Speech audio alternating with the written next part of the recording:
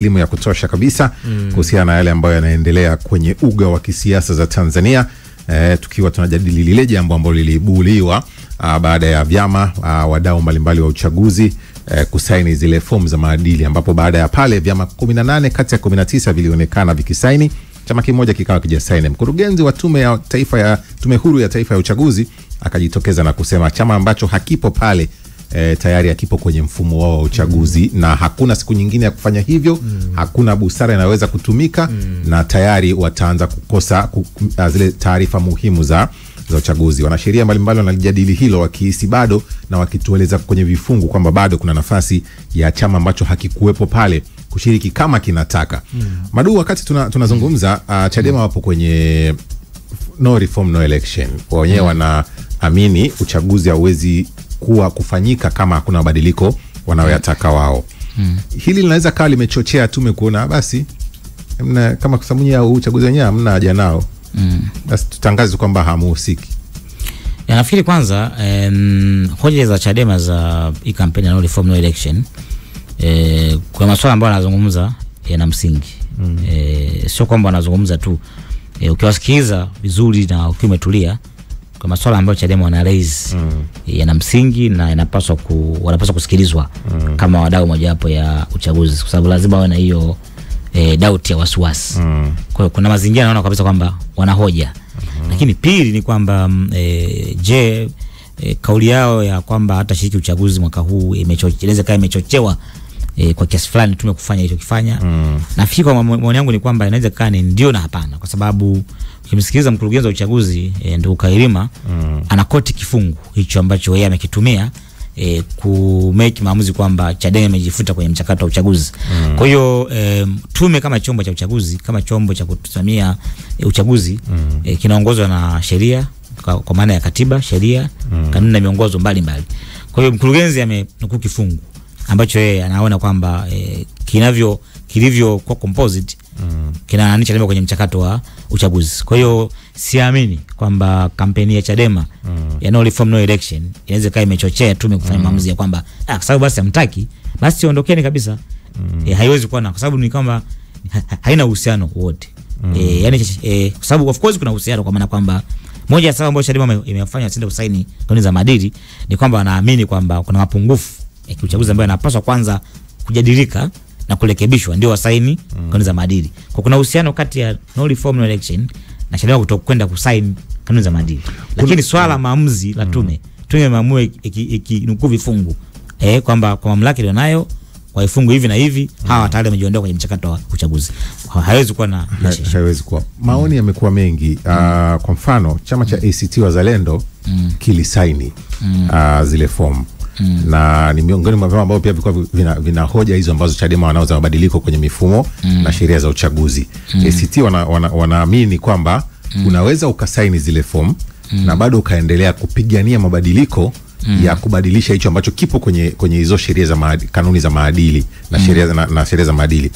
Kuna uwezekano wa kwenda mahakamani kupinga kitu ambacho umekwisha kisaini. Masuala yamekuwa mengi kwamba wanapinga afu wanasaini. Nafikiri kwenye sheria kuna kanuni kuu inaitwa huwezi kwenda kupinga jambo lolote mwenyewe. Kuna you cannot dispute a matter that you consented yourself. Yani huwezi sisi kule mahakamani kuna kitu kinaitwa consent judgment, kwamba wewe bwana Exaud unandai mimi kiasi fulani. Tufika mahakamani, mimi nikasema naomba mimi na Exaud tuzungumze nje ya mahakama. Tukazungumza nje, tukakubaliana, tukaandaa mkataba. Mimi nitakulipaje na ndani ya muda gani? Alafu tukachukua ile mkataba tukaenda kupeleka mahakamani, mahakama ikausajili na kubadilisha kuwa hukumu. Kwamba kama ndio kubaliana nyinyi, mahakama ina order, inaisajili ile contract, ile agreement kama hukumu. Alafu hukumu ikisha toka sasa, wewe unafanya maombi mahakamani ya ukazia hukumu yale ambayo tumekubaliana. Mimi naamka kesho naenda kupinga, nasema hapana. Mahakama itakwambia uliridhia mwenyewe, huwezi kupinga ulichokiridhia mwenyewe. Lakini hata hivyo licho kama wamesign, wadau wengine wamesign, kama kuna hoja ambazo naziona hazijakaa sawa na nataka kwenda mahakamani, mahakama ni chombo cha katiba. Mahakama ni ya kila mtu. Mahakama ni ya kila mwananchi. Kwa hiyo ni haki ya katiba bado wana fursa ya kwenda huko na kwenda kujenga hoja. Kwenye jambo moja ambalo ACT wamedai wanaendea mahakamani ni kupinga chama ambacho hakijasaini kunyimwa fursa ya kushiriki uchaguzi. Wao wamesaini.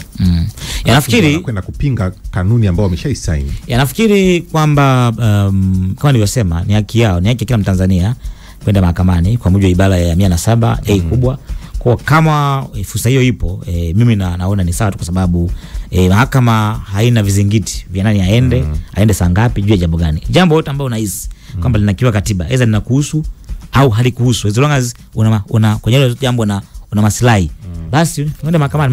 Mahakamani kuna uwanja wa hoja, utajenga hoja zako na wao watajenga hoja zao, na mwisho siku mahakama itakaa itaandaa hukumu, itasema nani uko sahihi kati ya aliye kuja kulalamika na aliye kuwa analalamikiwa. Kwa hiyo yoyote hizo aliye sign au haja sign, swala kwenda mahakamani ni haki yake ya katiba. Haiwezi kuzuiwa na mtu yote, regardless of the matter. Dakika moja ya mwisho Madu, wanachokidai Chadema, mabadiliko wanayoyataka, muda tulionao kuelekea Oktoba, inawezekana kisheria?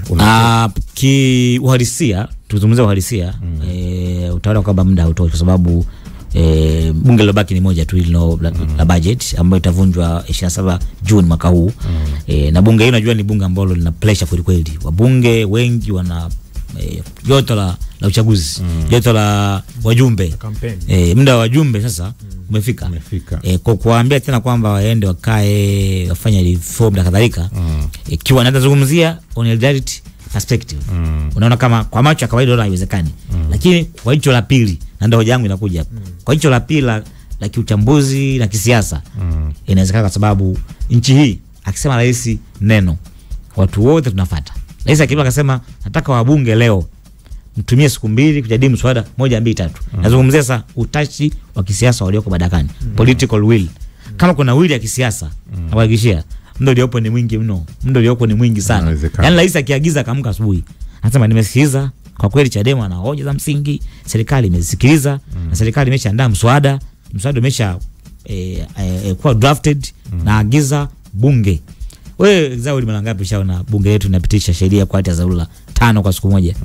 Yani bunge, yani kuna sheria zinapita under certificate of urgency kwa hati ya dharura. Unafahamu taratibu wa kutunga sheria kwa aina nyingi. Ile hati ya dharura hii kuna mambo mengi hapa katikati yanarukwa. Bunge lishakupitishaga sheria 4 kwa siku moja kwa hati ya dharura. Halishindwi. Kwa hiyo inawezekana. Kupitisha sheria hizi za uchaguzi, kwa maana maboresho ambayo yanapigiwa kwa upande wa pili, ambao ni ya msingi kweli kweli, bunge likiambiwa likapelekewa rais anamwandikia speaker. Sawa. Order ya hati ya dharura. Siku 2 bunge linapitisha, zinapita, rais ana sign before uchaguzi mkuu. Itokana na haya maboresho ambayo hao pande wapiwa na pigia kelele na wakafanya uchaguzi. Kwa hiyo kwa jicho la kwanza kiangalia kwa maana ya calculation ya muda, unaona kama mbona haiwezekani. Lakini jicho la pili kwa maana ya walioko madarakani wakiwa na utashi, hata kesho wanapata sheria mpya. Bwana Madu, tunakushukuru sana kwa muda wako bwana. Shukrani sana. Tulikuwa na wakili Madu William kwenye kuzungumza hili, na nakushukuru sana kwa wewe ambao umetufuatilia kupitia kwenye ukurasa wetu wa YouTube. John Lupokela yuko pale Tegeta kwa ajili ya kibiashara zaidi. Dakika chache tu zijazo na kuja hapa kwa ajili ya shughuli hiyo. Haki hapo. Lakini pia kama unatazama EATV, kibiashara zaidi pia iko live pale. Nenda pale kafuatilie. The Interview. Super Breakfast. Kibiashara zaidi.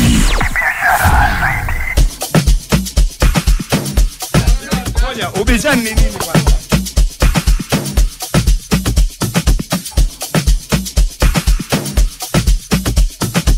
Ubishani ni nini?